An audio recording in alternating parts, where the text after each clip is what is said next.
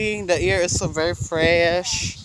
Yeah, like your beauty is fresh. Next na nilito sa remote here.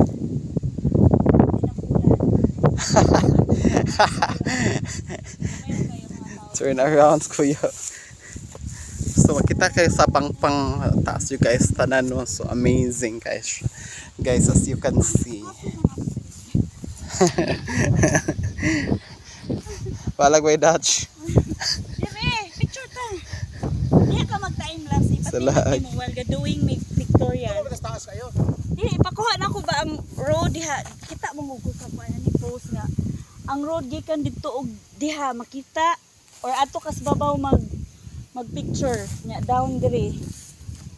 Down to earth. Oh. Ato dito mag-picture o para ang iyang road ba.